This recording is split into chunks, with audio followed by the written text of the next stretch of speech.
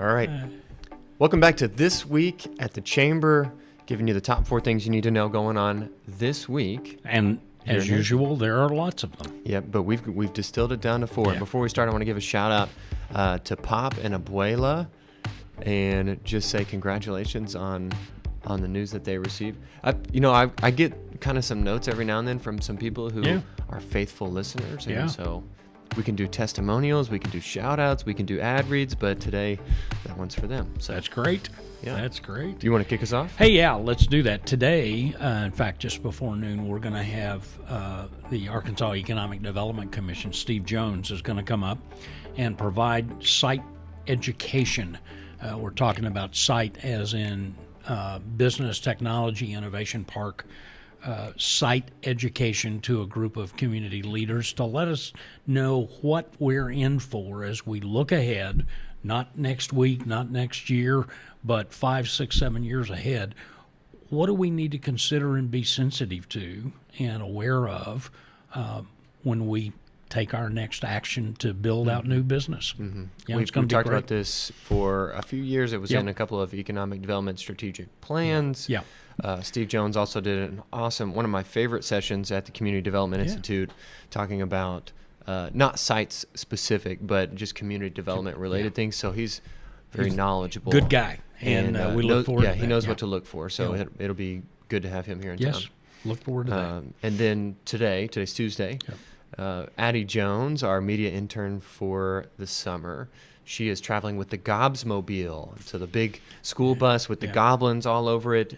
We helped them do some of their unveiling of that a couple years ago. But we did. They've got, it's like a library on wheels. Yeah. Library in a bus. It's got Wi-Fi. It's cool. It gives kids the opportunity to engage, personally interact with a variety of communications, and all about reading. Yep, and it's really books, cool. It's Chromebooks. It's all sorts of stuff.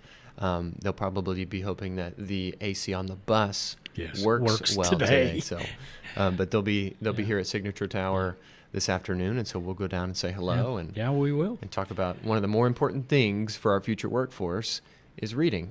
Being able to read and understand. So it's going to be great. And then tomorrow, Wilson and I will attend the Northwest Arkansas Economic Development District annual board meeting. Joe Willis and his team host this here in Harrison every quarter.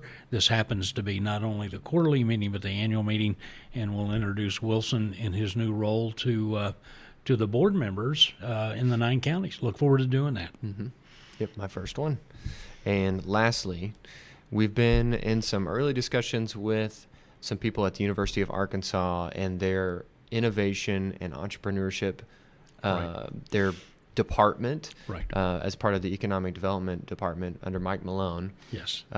They work really close with Startup Junkie, who, of course, is a very familiar group for people here in Harrison. They've been doing a lot of workshops with us, but they're also bringing over some of their economic development staff on Friday to talk a little bit about workforce. They have some understanding of what we're doing in our partnerships with North Ark and with the co-op and in the WIN program, but they want to see and listen and see kind of how we can use them as another tool in our toolkit if there's any gaps that we're not currently filling. And that's so important. I mean, we've got to broaden that toolkit, make it deeper. This is another resource that we can use, and they certainly lead the state in economic and workforce development. So we look forward to that conversation. Mm-hmm. Sure do. Another tool for the toolkit. Yes. That's what we're looking for. Yep. So that's this week. It's, again, busy week. Yeah. We have a guest. Okay. Today, we did multiple without some guests. We had Landon and Carly talk about Boone County leadership last week. It was great. We have a snippet from our conversation with Matushka Lendo Briggs, who is the senior vice president at the St. Louis Federal Reserve Bank out of Little Rock. Right.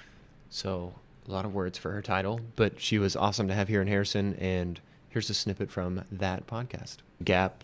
There seems to be a gap there. Right. I had a friend who moved here with his wife temporarily, and then they've since moved away, but he was from one of the northern states. And when you talk about how work-life balance is so important here, that was kind of foreign to him. He was like, I'm taking all the overtime I can get, and nobody else wants these hours. Like, I'm trying to get paid. Right. And everybody else is like, no, I want to go spend time with my family, or I want to go outdoors or something. So there's that culture piece of building the right team is also going to help with attrition and the other gaps in the workforce, I think, or I hope. And we may see that more because we're in the natural state and there is so much to do outdoors, and there is so much of that life out here that they may not have in other parts of the country. So I do think you stop and sit back and think, I want to enjoy all that we have here in Arkansas. Yeah.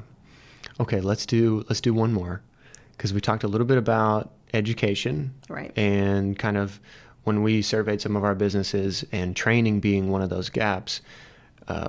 I guess I'm translating that to think about 2-year versus 4-year schools, and how a 4-year degree can be a good investment.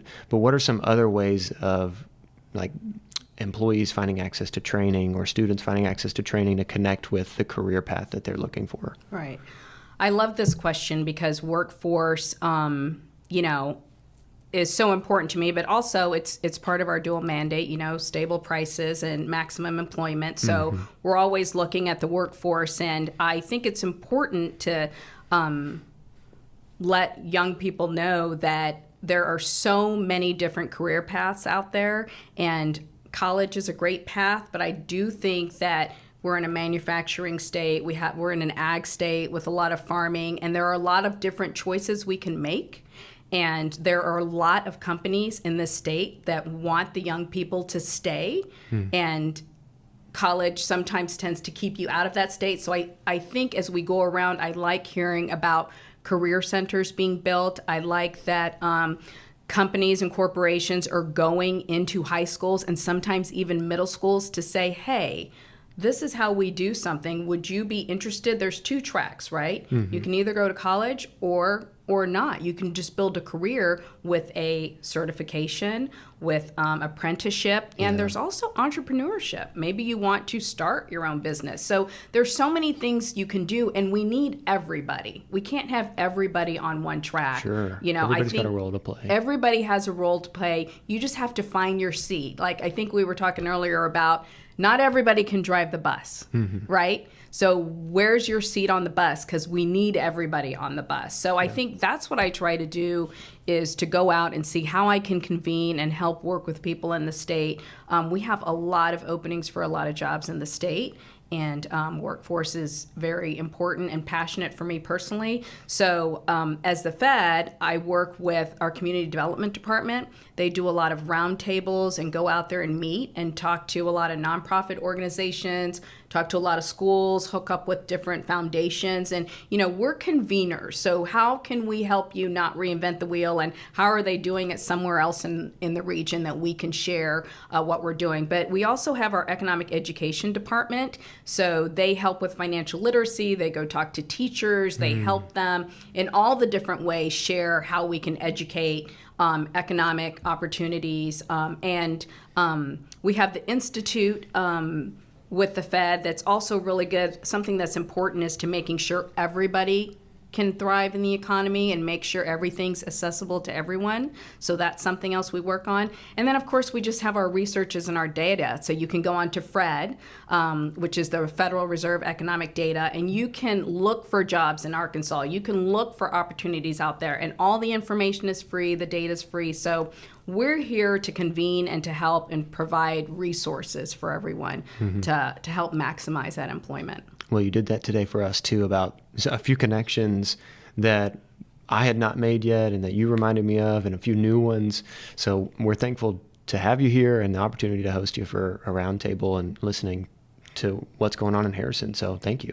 Thanks for having me. It sounds like a lot's going on, so I definitely want to come back and tour some of the industries and facilities here. I love that you get excited about tours, because I think that you get as excited as me. I do. And so I'm going to find a way to tag along, if that's okay. I would love it. Okay, yeah, cool. I really would. I want to see what's going on here in other parts of the state. So that's one thing I definitely always do, is I ask people, please invite me to come and see. But if you don't, chances are I'll come knocking on your door. You're going to come anyway. I love it.